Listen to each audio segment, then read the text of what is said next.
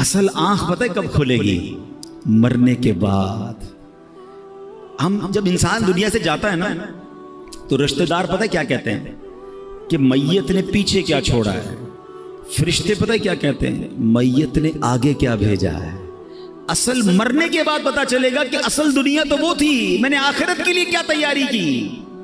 कई लोग बस दुनिया की प्लानिंग बनाते बनाते, अभी तौबा नहीं बाद में कर लूंगा, बस अगली रमजान को तौबा कर लूंगा, बस ये कारोबार सेट हो जाए फिर गुनाह छोड़ दूंगा, फिर मैं शराब छोड़ दूंगा, फिर मैं बुरे काम छोड़ दूंगा, और इसी इंतजार में दुनिया से चले जाते हैं। फरमाया मौत आएगी तो बेदार हो जाएंगे, मगर फिर कर कुछ नहीं सकेंगे।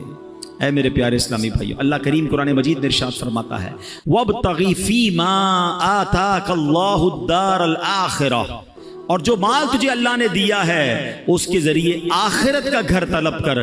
कितनी प्यारी बात है, जो कुछ अल्लाह पाक ने अता किया है उससे क्या तलब करना है? आखिरत तलब करनी है। अब अल्लाह ने क्या दिया है? हाथ दिए हैं। इन हाथों से क्या हासिल करना है?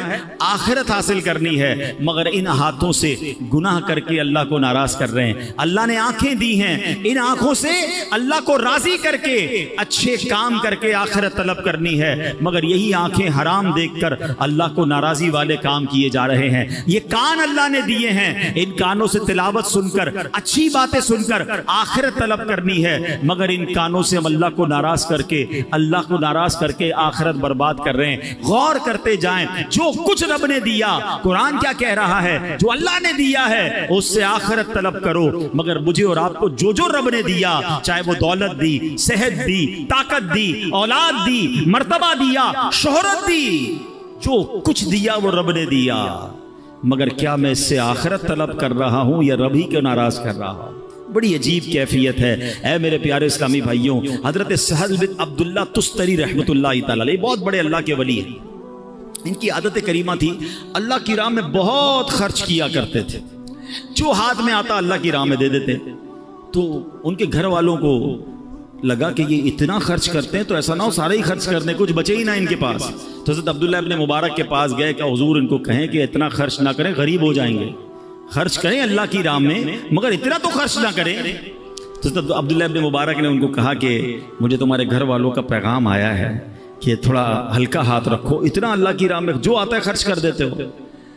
तो हजरत अब्दुल्ला तुस्तरी रहमतुल्लाह तआला अलैह ने बड़ा कमाल का सवाल किया सहल बिन अब्दुल्ला तुस्तरी ने कि हुजूर एक बात बताएं, एक बंदे का एक मकान हो, उसको छोड़ के दूसरे मकान में उसको शिफ्ट होना हो, तो क्या पिछले मकान में कुछ छोड़ता है वो, ये सारा कुछ निकाल के आगे ले जाता है?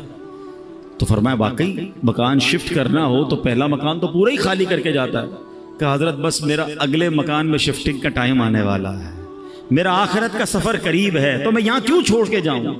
मैं आखिरत के लिए तैयारी कर रहा हूं, मैं अगले मकान को सजा रहा हूं। अब आप भी जरा गौर करें, किसी का किराए का घर हो या अपना घर हो, छोड़ के अगले घर में शिफ्ट होना हो तो एक एक चीज यहां से निकाल के लोग उधर ले जाते हैं। बाज औकात तो वो भी ले जाते हैं जो निकालने का उर्फ नहीं होता। अगला आके परेशान होता है, यार पूरा घर ही खाली कर गए, यार ये भी ले जाऊं वो भी ले जाऊं, बस नहीं चलता वरना टाइलें भी निकाल के ले जाए। मेरा है ना, ले जाऊं आगे, क्योंकि रहना आगे है, अब इस घर में नहीं रहना। काश ये बात समझ आ जाए कि इस दुनिया में मुझे रहना नहीं है, मुझे अगली दुनिया में जाना है, मेरा सफर आगे का है, मगर आगे की क्या तैयारी है, अल्लाह करे ये बात समझ आ जाए। इसी तरह का एक वाकया कि किस तरह अक्लमंद लोग अपनी अगले सफर की तैयारी करते हैं, इस वाकये से मजीद समझ आएगा। एक शहर में एक अजीब सा उर्फ था, अजीब सा उसका एक उसूल था कि हर साल वो अपना एक बादशाह चुनते थे, मगर उसका तरीका यह था कि जो पहला दिन साल का होता था, शहर के दरवाजे में जो सबसे पहला बंदा दाखिल होता था अर्ली इन द मॉर्निंग, सुबह सुबह उसको पकड़ते थे और अपना बादशाह बना देते। तो एक अजनबी सा शख्स था, वो उसको पता भी नहीं था, वो शहर में सुबह सुबह दाखिल हुआ, शहर वालों ने पकड़ लिया, मुबारक हो मुबारक हो, उसको हार वगैरह पहनाया, कहा खैरियत तो है, कहा आपको मुबारक हो, आप हमारे बादशाह बन गए। अब क्यों बादशाह बन गया? कि हमारा उसूल है जो साल के पहले दिन सबसे पहले शहर में दाखिल होता है वो बादशाह। अच्छा तो कितने टाइम के लिए बादशाह? का 1 साल के लिए। वो था बड़ा अक्लमंद आदमी, कहता 1 साल के लिए? कहा पहले जो मुझसे पहले बादशाह थे वो सारे कहाँ गए? क्या वो 1 साल हुकूमत करते हैं, फिर हम उनको एक जंगल में जाके फेंक के आ जाते हैं और उस जंगल के अंदर वो भूखा प्यासा मर जाता है। अगर भूखा प्यासा नहीं मरता तो सांप बिच्छू खा जाते हैं। उसने कहा अच्छा। अब उसने बड़ी अकलबंदी की। उसने पहले तो पूरे शहर वालों के काम बड़े अच्छे किए, उनके मसाइल हल किए, और फिर गैर महसूस अंदाज में उसने उस शहर से उस जंगल तक का रोड बनवाया। अच्छा, रोड बन गया तो वहां उसने लोगों को बसाना शुरू किया। आहिस्ता आहिस्ता खाने पीने की दुकानें भी वहां लगा दी। अब जब साल पूरा हुआ तो लोगों को कहा ठीक है भाई, मेरा टाइम पूरा हो गया, मुझे भी उसी जंगल में छोड़ के आ जाओ।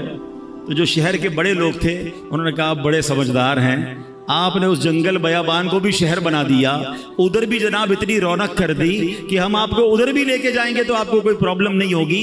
हमें ऐसे ही अक्लमंद बादशाह की जरूरत थी। अब हम सब ने मिलकर फैसला किया है आप ही हमारे बादशाह रहेंगे। अब बज़ाहिर तो ये वाकया है, मगर क्या मुझे और आपको एक शहर में नहीं जाना है? मुझे और आपको एक और दुनिया में नहीं जाना है जहां सांप और बिच्छू भी हो सकते हैं? अल्लाह नाराज हुआ तो कब्र में सांप और बिच्छू भी तो हो सकते हैं ना। जहन्नम की आग और जहन्नम का अजाब कितना खतरनाक है। मगर हम में से कौन है जो उस जहान को, आखिरत के मामलात को आसान करने के लिए यहां सोच रहा है कि यार यहीं रहकर मैं आखिरत बेहतर कर लूं। एक और वाकया मैंने पहले भी बयानात में सुनाया है कि एक मुल्क था, ये भी हिकायत है एक्चुअली, ये इस तरह की हिकायतें चोट करने के लिए होती हैं कि एक मुल्क में एक मुकाबला करवाया गया कि इस पूरे मुल्क में सबसे बड़ा बेवकूफ कौन है। अब है ना बड़ी अजीब बात, बेवकूफों का मुकाबला कौन करता है। बहरहाल मुकाबला हुआ, वजीरों ने सेलेक्ट किया कि बादशाह सलामत हमने जान लिया है कि ये बंदा सबसे बड़ा बेवकूफ है। का चेक कर लिया। उसको उसने अपनी सोने चांदी की खूबसूरत सी माला हार पहनाया और उसको घर भेज दी। वो बंदा बड़ा खुश घर आ गया। थोड़े दिनों बाद उसको किसी ने बताया कि बादशाह सलामत बड़े बीमार हो गए हैं। अच्छा चलो मैं जाके मिलता हूँ बादशाह सलामत से। बादशाह के पास गया, कहा बादशाह सलामत कैसे हैं आप, ठीक हैं? तो कहा बस अब तो आखिरी लम्हात हैं, ये दुनिया छोड़कर जा रहा हूँ। कहते हैं अच्छा बादशाह सलामत कहीं और जा रहे हैं? था तो बेवकूफ ना। कहा बस अब ये दुनिया, ये जहान छोड़कर अगले जहान में जा रहा हूँ। तो बादशाह सलामत ये बताइए, यहाँ तो इतना बड़ा महल है, इतने सारे कमरे हैं, जिधर जा रहे हैं उधर महल बना लिया? बादशाह कहता है वहां तो झोपड़ी भी नहीं बनाई है। अच्छा बादशाह सलामत मैं देख रहा हूं आपके पास बड़े पैसे हैं, यहाँ पर बड़े हीरे जवाहरात हैं, जिधर जा रहे हैं उधर आपने पैसे भिजवा दिए? कहा नहीं उधर तो फूटी कौड़ी भी नहीं है। क्या बादशाह सलामत इधर मैं देख रहा हूं आपके आगे पीछे इतने खादिम खादमाएं मुलाजिम, जिधर जा रहे हैं उधर कुछ मुलाजिम भिजवाए नहीं भिजवाए? कहा उधर मेरा कोई खिदमतगार नहीं है। तो उस बेवकूफ ने पता है क्या किया, जो अपनी माला थी ना जो बादशाह ने पहनाई थी उसको उतारी और उसको बादशाह को पहना दी। कहा मुझसे बड़े बेवकूफ तो फिर आप हुए ना। आपको पता है कि मैं किसी और दुनिया में जा रहा हूं, ना घर बनाया, ना पैसे भिजवाए, ना मुलाजिम भिजवाए, तो बड़े बेवकूफ तो आप हुए। अब सही बताओ ये हम सब के दिलों के लिए कैसी चोट है। हम सबका घर है, बेशक छोटा है बड़ा जो भी है, आखिरत में घर बनाया। हम सब के पास कुछ ना कुछ यहाँ रकम है, कुछ रकम, कुछ पैसे, कुछ सदका खैरात करके आखिरत का खजाना जमा करवाया है। सिर्फ पैसों से नहीं, सजदों के जरिए, तिलावत के जरिए, जिक्र और अस्कार के जरिए, अल्लाह की रिजा के जरिए कुछ आगे की राहतें जमा की। नोबडी केयर, कोई बात भी नहीं करता मरने के बाद की। जो बात करनी है दुनिया की, जो प्लानिंग करनी है दुनिया की। पता है शैतान ने हमारे साथ एक गेम की है, हमें मौत की बात करने नहीं देता है। हो सकता है अभी भी जो बात कर रहा हूं ना, किसी के दिल में ख्याल आ रहा होगा यार ये मौलाना साहब क्या मरने की बातें कर रहे हैं, आखिरत की बातें कर रहे हैं, कब्र की बातें कर रहे हैं। भाई यार दुनिया की बात करो। कमाल है यार, मैं बात नहीं करूंगा तो आप मरने से बच जाओगे। क्या जनाजे उठते नहीं देख रहे? अच्छा क्या 70-80 साल के बाद ही लोग मर रहे हैं? 15 साल, 20 साल, 22 साल के नौजवान भी दुनिया से जा रहे हैं। हमारी, मेरी, आपकी बारी कब आ जाए हमें पता ही नहीं है। तो हम किस चीज के इंतजार में हैं? हम क्यों तैयारी नहीं कर रहे? तो है मेरे प्यारे इस्लामी भाइयों, आज के इस बयान में ये सोचिए कि मुझे और आपको मरना है, ये हकीकत है, इससे जी चुराया नहीं जा सकता। और वो जिंदगी की तैयारी, आखिरत की तैयारी मुझे और आपको दुनिया में करनी है। काश हमें ये बात समझ आ जाए कि खाली हाथ लेकर, खाली नामा अमाल लेकर अगर हम अल्लाह की बारगाह में गए तो फिर क्या जवाब देंगे। ऐ मेरे प्यारे इस्लामी भाइयों, आपको पता है कि जुम्मे के खुतबे में एक बड़ी खूबसूरत हदीस सुनाई जाती है, और उस हदीस में बार बार बात यह कि हम सुनते तो हैं मगर उसका तर्जमा मालूम नहीं करते। अगर मालूम कर लें, समझें तो कितने खूबसूरत मैसेजेस होते हैं। अल्लाह के हबीब अलैहिस्सलाम फरमाते हैं अल बिर्रु ला यबला वज़्ज़म्बु ला युनसा वद्दय्यानु ला यमूत इअमल मा शि'त कमा तदीनु तुदान। कुछ याद आ रहा है? ऐसे अल्फाज कानों में आते हैं ना, आते तो हैं, हम तो उस वक्त अपनी दुकान का हिसाब कर रहे होते हैं, हमारा तो ध्यान कहीं और होता है। हर जुमे ये तकरीबन हदीस खुतबों में सुनाई जाती है। क्या कमाल की हदीस है। अल बिर्रु ला यबला, नेकी पुरानी नहीं होती, वज़्ज़म्बु ला युनसा, गुनाह भुलाया नहीं जाता, वद्दय्यानु ला यमूत, जिस रब ने इंसाफ कर रहा है उसको मौत नहीं आनी। इअमल मा शि'त कमा तदीनु तुदान, कर ले जो करना है, जैसी करेगा वैसी भरेगा। है ना हदीस समझाने वाली है कि नेकी पुरानी नहीं होगी, नेकियां करते रहिए। अच्छा, गुनाह करके हम भूल जाते हैं, मगर हम भूल गए, कहीं लिखे गए हैं, कहीं मौजूद हैं, हमारे नामा अमाल में मौजूद हैं। हमारा मामला ही उल्टा है। हमारे बुजुर्गाने दीन एक जिंदगी में गलती हो जाती, सारी जिंदगी उसे याद करके रोते। हमारे हजारों गुनाह हैं, हमें याद ही नहीं है, हमें अपनी नेकियां याद हैं। कभी कभी जनाब तहज्जुद पढ़ ले तो ऐसा लगता है मैं तो पक्का ही जन्नती हो गया, आज तो 5 टाइम जमात से नमाज पढ़ी है, कमाल हो गया। एक नेकी कर कर फूले नहीं समाते, हजारों गुनाह किए वो भूल गए। याद रखिएगा हदीस के अल्फाज है, गुनाह भुलाया नहीं जाता, तौबा करनी होगी, अल्लाह को राजी करना होगा। और अगला जो पार्ट है ना, इअमल मा शि'त कमा, कर ले जो करना है, तदीनु तुदान, क्या होगा, जैसी करेगा वैसी ही भरेगा। कभी आपने देखा है कि कोई बंदा अपने घर में आम का पौधा लगाए और लोगों से कि हजरत दुआ कर दे सेब निकल आया है, तो लोग क्या कहेंगे, भाई पौधा आम का लगाया, निकलना भी आम ही है, वो भी दुआ करो, निकला है कराची में तो वो भी नहीं निकलता, शजरकारी किया करो भाई, ठीक है ना। लेकिन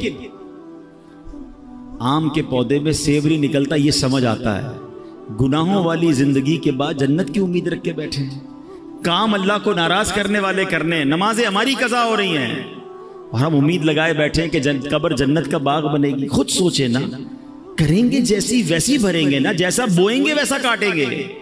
तो आज हमें यह पता चला कुरान और हदीस की रोशनी में कि मुझे और आपको बनाया क्यों गया है, मेरी और आपकी पैदाइश का मकसद क्या है। एक अमानत है जो इंसान ने कबूल की है, एक्सेप्ट की है, और वो अल्लाह को राजी करने वाले काम हैं, वो नमाजें हैं, वो इबादतें हैं, वो हराम कामों से बचना है।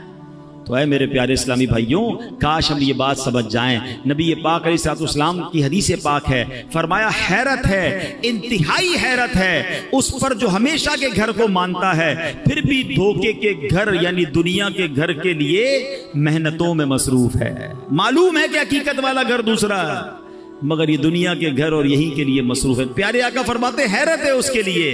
काश ये बात हमें समझ आ जाए। ऐ मेरे प्यारे इस्लामी भाइयों, तो आइए नेकोकार बन जाइए। इतनी सारी रिवायतें, वाकयात, सब कुछ हमें झंझोड़ झंझोड़ कर कह रहे हैं कि ऐ बंदे, ये दुनिया आखिरत के लिए वक्फ है, दुनिया आखिरत की खेती है, आज जो बोएगा वही आखिरत में काटेगा। हमें चाहिए कि आज और अभी से अपनी जिंदगी के मकसद को समझें, अपनी जिंदगी को इस आर्जी फानी चंद रोजा दुनिया के लिए नहीं बल्कि आखिरत के लिए वक्फ कर दें। दुनिया में रहकर दुनिया नहीं बल्कि आखिरत कमाने का सिलसिला शुरू कर दें। क्या खूबसूरत अशार अमीर अहले सुन्नत हमें एक तरह से झंझोड़ते हुए भी कह रहे हैं कि दिल से मेरे दुनिया की मोहब्बत नहीं जाती, दिल से मेरे दुनिया की मोहब्बत नहीं जाती, सरकार गुनाहों की भी आदत नहीं जाती, दिन रात मुसलसल है गुनाहों का तसलसल, आका कुछ तुम ही करो ना, ये नहुसत नहीं जाती, गो पेश नजर कब्र का पुरहौल घड़ा है, अफसोस मगर फिर भी ये गफलत नहीं जाती। ऐ मेरे प्यारे इस्लामी भाइयों, अगर नेक बनने का जहन बन गया है ना, अल्लाह को राजी करने वाली जिंदगी गुजारनी है, तो आज के दौर की अजीम इल्मी और रूहानी शख्सियत अमीर अहले सुन्नत मौलाना मोहम्मद इलियास अत्तार कादरी साहब ने एक बड़ा प्यारा रिसाला, नेक आमाल का रिसाला हमें अता किया है। नेक आमाल के रिसाले से पाबंदी से अपने आमाल का जायज़ा लीजिए। नबी पाक अलैहिस्सलाम ने हज़रत अबू ज़र ग़िफ़ारी रज़ी अल्लाह तआला अन्हु से इरशाद फरमाया, ए अबू ज़र, आदमी उस वक्त तक मुत्तकी नहीं बन सकता जब तक अपने आमाल का जायज़ा इतनी सख्ती से ना करे जितनी सख्ती से कोई शख्स अपने कारोबारी शरीक से हिसाब करता है। इसका फायदा यह होगा कि उसे मालूम हो जाएगा कि उसके खाने पीने और पहनने की चीजें हलाल की हैं या हराम की। किसी पार्टनर से कैसा हिसाब करते हैं, नहीं नहीं ये मेरे थे, ये आपके नहीं थे, हमारा ये तय हुआ था, ये तो मेरा प्रॉफिट है। फरमाया अपने आमाल का हिसाब भी ऐसे ही ले कि ये करना था या नहीं करना था, ये मैंने क्यों किया, ये मैंने क्यों नहीं किया। काश इस तरह अपने आमाल का हिसाब लेने की हमें आदत पड़ जाए। आज के इस पुरफितन दौर में दावत इस्लामी का माहौल है कि नेकों के साथ रहकर हम भी नेक बन सकते हैं, इनके साथ रहकर हमें भी आखिरत का ख्याल आता रहेगा और हम अपनी आखिरत की ज़िंदगी की भी तैयारी करेंगे। ऐ मेरे प्यारे इस्लामी भाइयों, आज मैंने दो अजीम हस्तियों का भी जिक्र करना है। 21 मुहर्रमुल हराम को अजीम सहाबी रसूल, आशिक मुस्तफ़ा, मौज़िन रसूल हज़रत बिलाल रज़ी अल्लाह तआला अन्हु का यौम विसाल है। आप साबिकुल इस्लाम हैं, यानी इब्तिदा ही में आपने इस्लाम कबूल कर लिया था और गुलामी से आज़ादी नसीब होने के बाद से लेकर प्यारे आका अलैहिस्सलातु वस्सलाम के विसाले ज़ाहिरी तक हज़रत बिलाल नबी पाक की बारगाह में हाजिर रहे। नबी पाक के माली मामलात को भी देखते थे। प्यारे आका अलैहिस्सलातु वस्सलाम सुभान अल्लाह, नबी पाक के विसाल के बाद हज़रत बिलाल मुल्क शाम तशरीफ़ ले गए और आखिर तक वहीं रहे। हज़रत बिलाल के तो बहुत सारे वाक़यात हैं, मगर एक बड़ा खूबसूरत वाक़या ये है कि प्यारे आका उनसे कितनी मोहब्बत फरमाते कि उनका मालिक जो था, उनका आका जो था, क्योंकि आप गुलाम थे, हबशा के थे, हबशा जिसको आज हम इथोपिया कहते हैं, ठीक है, और अफ्रीकन थे। तो हुआ ये कि वो जो आका था उमैया, वो हज़रत बिलाल पर बड़ी सख्ती करता था और आप मुसलमान हो गए थे तो आपको मक्के की रेत पर, रेगिस्तान पर लिटाकर पत्थर सीने पर रखता था और कहता था, बिलाल अल्लाह का इनकार कर दो, और आप कहते मैं मर जाऊंगा मगर अल्लाह का इनकार नहीं। वो बहुत मारता था। हज़रत अबू बकर सिद्दीक करीब से गुजरते थे, देखते थे कि ये उमैया बड़ा ज़्यादती करता है। नबी पाक को भी बड़ा दुख होता था। एक बार हज़रत अबू बकर सिद्दीक उमैया बिन खल्फ के पास पहुंचे, कहा बताओ बिलाल कितने में दोगे। वहाँ गुलाम की खरीदो फरोख्त होती थी। अब ज़रा समझिएगा, उस ज़माने में मिसाल के तौर पर एक ग़ुलाम की कीमत 1000 रुपये थी या 1000 दिरहम या दिनार। तो उमैया ने कहा मैं 3000 में दूंगा, पैसे बढ़ाकर बताए। हज़रत अबू बकर सिद्दीक ने कहा मुझे मंजूर है। कहा नहीं 4000 में दूंगा। कहा मुझे मंजूर है। कहा 5000 में दूंगा। कहा मुझे मंजूर है। वो पैसे बढ़ाता रहा। हज़रत अबू बकर सिद्दीक उसको ओके करते रहे। आखिरकार एक बड़ी तगड़ी रकम पर हज़रत बिलाल को उन्होंने ख़रीद लिया। तो उमैया कहता है, ए अबू बकर रज़ी अल्लाह तआला अन्हु, तुम्हारे कारोबार के तो बड़े चर्चे सुने हैं, तुम तो बड़े कारोबारी हो, सौदा बड़ा कस के, बड़ा जांच के लेते हो, तुमने एक हबशी गुलाम को इतना महंगा खरीद लिया। सैयदना अबू बकर सिद्दीक के वो तारीखी अल्फाज सुने। वो कहते तुम्हें क्या मालूम बिलाल की कीमत क्या है। ऐ उमैया, तू अगर इससे भी ज्यादा मांगता मैं इससे ज्यादा तुझे रकम देता। हजरत बिलाल को लिया और नबी पाक की बारगाह में हाजिर हुए। क्या हुजूर बिलाल हाजिर है, हुजूर बिलाल को आजाद करवा के लाया हूं। अल्लाह अकबर। नबी पाक इतना खुश हुए, फरमाते ए अबू बकर, बिलाल को खर्च करने में जो रकम खर्च की है ना, उसमें कुछ पैसे मेरे भी शामिल कर लो। हज़रत अबू बकर कहते हैं हुजूर मेरा जो कुछ है सब आप ही का तो है।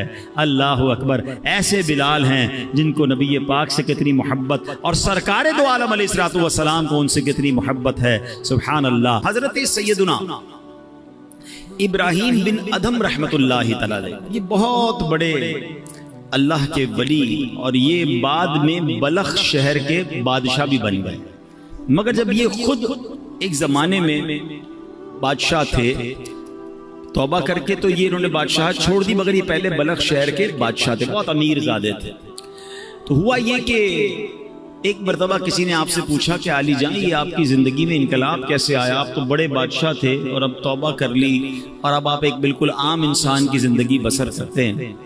तो फरमाया मैं खुरासान के शाही ख़ानदान से था। ये उन दिनों की बात है जब मैं जवान था। एक दिन मैं शिकार के इरादे से जंगल में निकला और मैं शिकार के लिए जानवर ढूंढ रहा था अचानक मुझे गैब से एक आवाज़ आई, कोई कहने वाला कह रहा था, ए इब्राहिम, क्या तुम्हें इसलिए पैदा किया गया है? मैंने घबरा कर इधर उधर देखा, कोई भी नजर नहीं आया। मुझ पर सख्ता तारी हो गया कि ये किसकी आवाज़ थी। थोड़ी देर के बाद जब मैं दोबारा नॉर्मल हो गया, हवास मेरे दोबारा जो है वो बहाल हुए, फिर जानवर ढूंढने लगा, फिर शिकार के लिए आगे गया। कुछ ही दूर चला था कि जिस जमीन पर मैं चल रहा था उसके अंदर से आवाज आई, ए इब्राहिम, इसमें कोई शक नहीं कि तुम्हें इन कामों के लिए पैदा नहीं किया गया।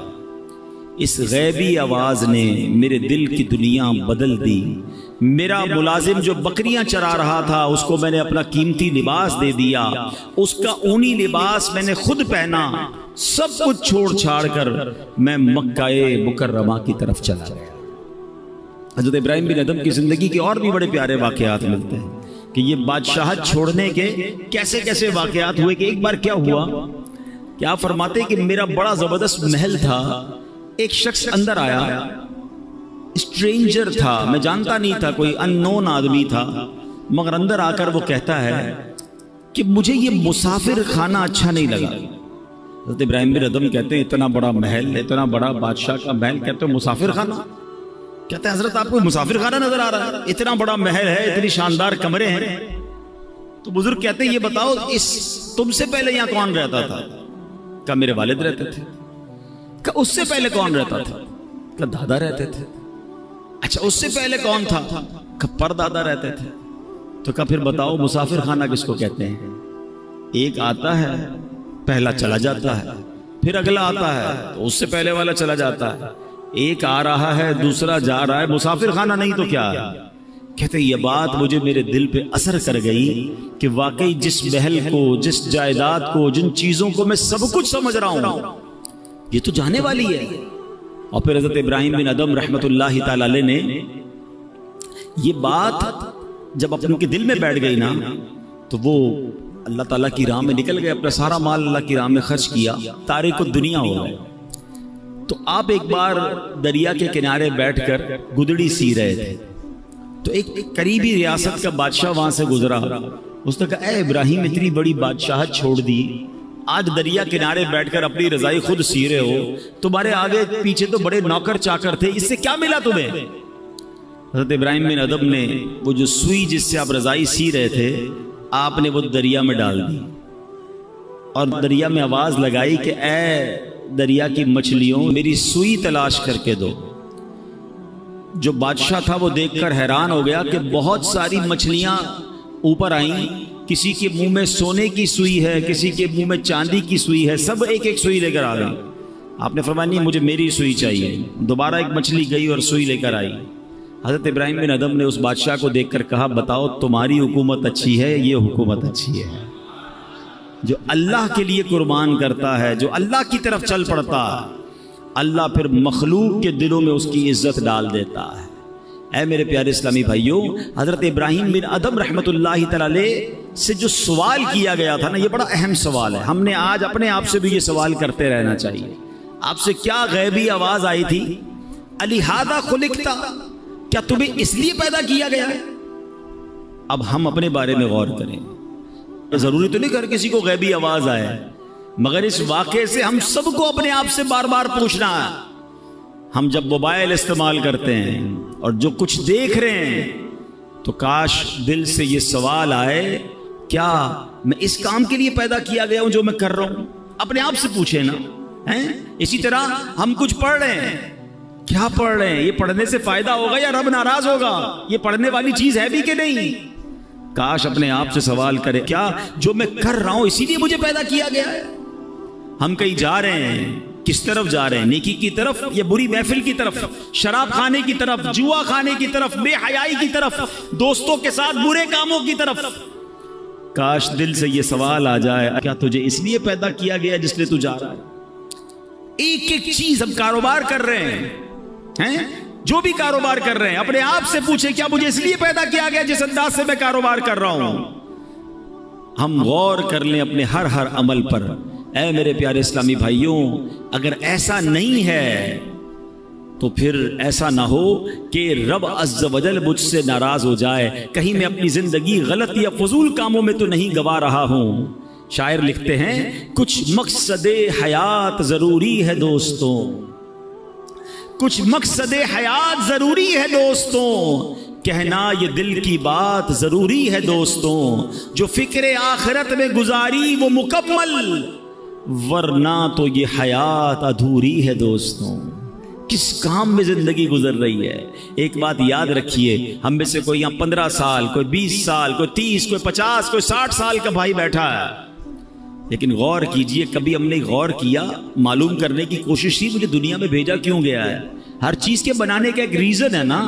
आपके कईयों के सर पे टोपी है, टोपी क्यों बनाई? सर को ढांपने के लिए। लिबास है, क्यों बना? कपड़े पहनने के लिए। घड़ी है, क्यों है? टाइम बताने के लिए। कलम है, क्यों बनाई? लिखने के लिए। अशरफुल मखलूकात बना दिया रब ने, किस लिए? पता ही नहीं है कि मेरी तख्लीक का, मुझे बनाने का मकसद क्या है। और एक और सवाल मैं करना चाहूंगा, आपके जेब में कलम होती है, जब तक लिखती है कहां रहती है? जेब में, सीने के साथ। लिखना बंद कर दे, खत्म कर दे, फिर कहां जाती है? डस्टबिन में। मकसद खत्म हो गया ना, अब इस पेन का हासिल कोई नहीं है। अगर मैं और आप मकसद के मुताबिक जिंदगी नहीं गुजार रहे तो फिर कहां जाएंगे? हैं? गौर कीजिए ना, एक तरफ तो अशरफुल मखलूकात में कहा जा रहा है, मगर यही बंदा जिस मकसद के लिए से बनाया गया, अव्वल तो कईयों को मकसद ही नहीं पता, और अगर मालूम है तो क्या जिंदगी उस मकसद के तहत गुजर रही है? अब मौलाना जलालुद्दीन रूमी बहुत मशहूर सूफी बुजुर्ग हैं, फरमाते हैं, अगर तुम्हें बादशाह किसी खास काम के लिए भेजे, हैं? चले आज की जबान में कह दूं कि आपका कोई सेठ है, बॉस है, कहीं आप जॉब करते हैं, ठीक है ना, आपका अफसर है, आपको कहे खास काम है, फला काम करके आओ। आप वो काम करने निकले और रास्ते में बहुत सारे दूसरे काम करने